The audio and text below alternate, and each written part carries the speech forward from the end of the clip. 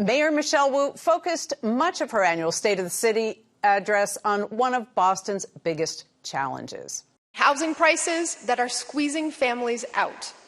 To dig deeper into the mayor's plans to tackle the city's housing crisis, I'm joined by Chrystal Kornegay, CEO of MassHousing, and Felix Zemel, a lecturer at Boston University and a housing expert. Chrystal, let's start with you. What was the headline for you on housing?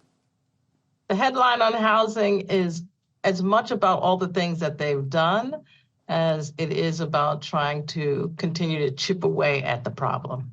And it's a big problem. And Felix, for you? I agree with what Chrystal said. It's what they've done, and it's that they recognize that there's more that needs to be done and are starting to look at the path forward. Okay, well, one thing I personally have been able to look at is public housing. We have walked through a lot of buildings. We've talked to a lot of people about the state of disrepair and elevator issues. Here's what Mayor Wu had to say about public housing in Boston. I'm excited to announce that this year we will identify locations for nearly 3,000 new public housing units to build over the next decade, and the federal government will provide more than $100 million a year to maintain them. And that maintenance is obviously a big piece of this. What did you hear there, Chrystal? There are programs that exist already, and what I heard is that the city of Boston is going to turbocharge their participation in those programs. And Felix, your input? I agree. And given the start of my career within the Housing Authority, I see the need very much so. Yeah, I mean, the issue, the needs are so deep, the repair needs are so deep.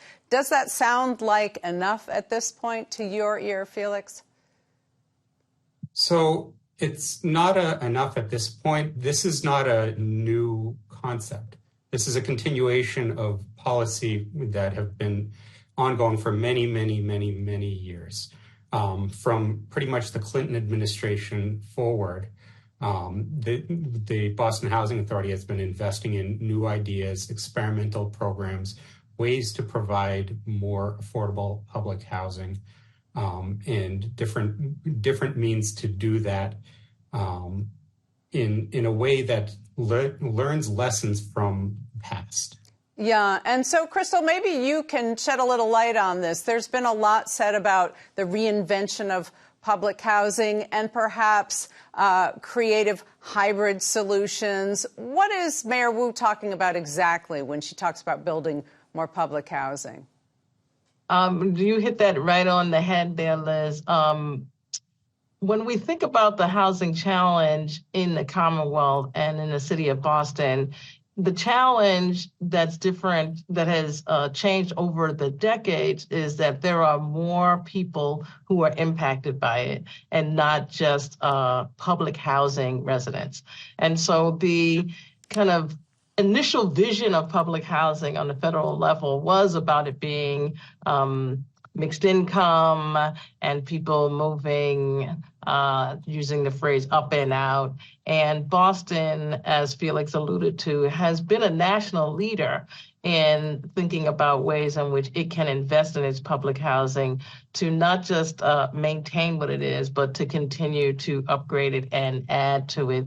That's not just public housing units, but also other units for other incomes, so that we can have a more diverse, economically diverse communities. And another idea she hit on as a big part of her housing element in her speech was a small idea, the additional dwelling units, literally small idea, that really maybe has big impact. Felix, what do you think of that? Well, so just to go back to the last question really quickly before I go to this, it also builds on, I apologize, the light just shut off.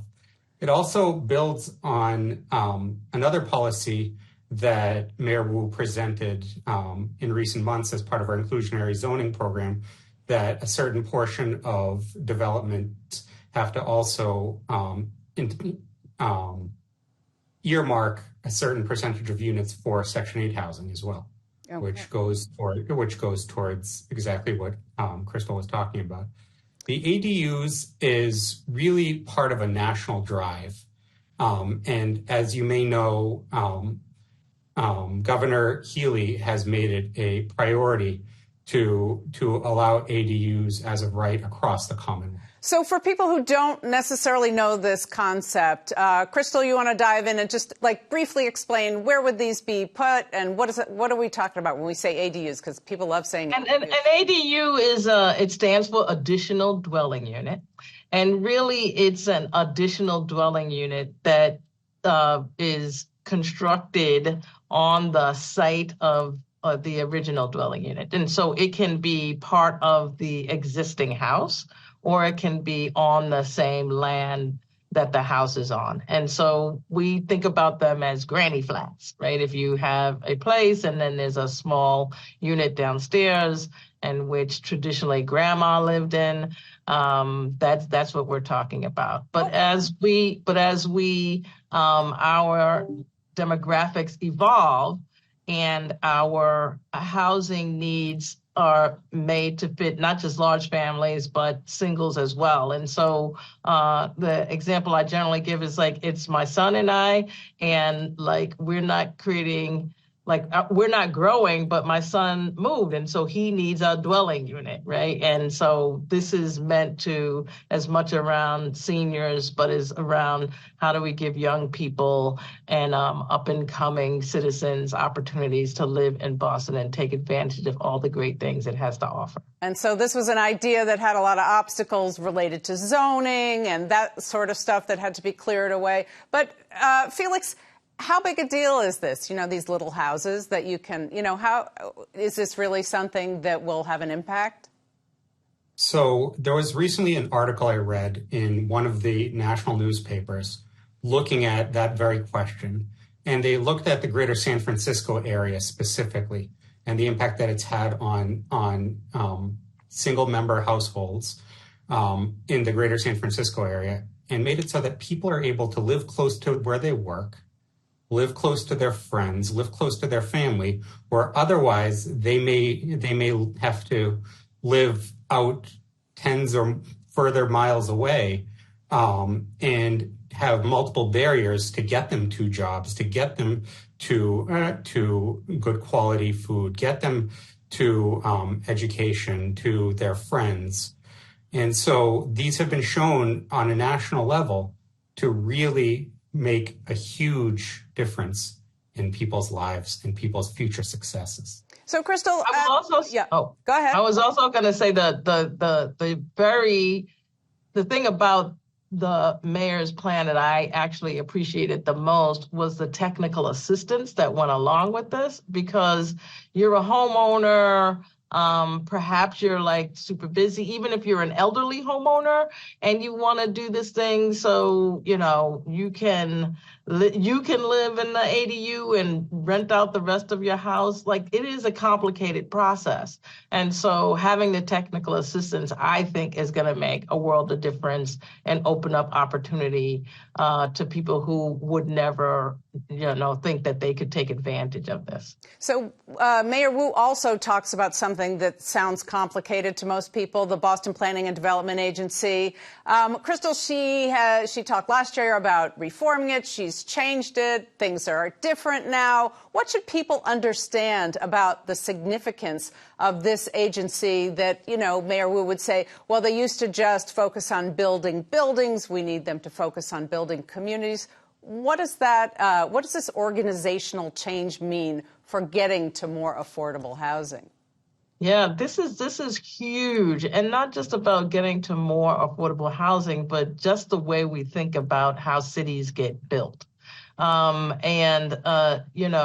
This is an organization that was built to meet a particular need decades ago, and the city has changed very much, and it's appropriate for the agency to evolve over time. We just have to be patient, because it's hard to change a huge agency like that with lots of tentacles into everything. And it's hard to do that over time. And so one of the things I really appreciate, as I said in the beginning about the mayor and her plan, is to continue to, how's the phrase? How do you eat an elephant? One bite at a time. And so she's just going to continue to bite at it until we eat the whole thing. All right. Well, it is quite a large meal, no matter how you look at it. She's got very high construction costs to deal with. She's got all sorts of things that are going to fit into the housing picture. I wish we had more time with both of you, Chrystal and Felix. Thank you very much. Thank you.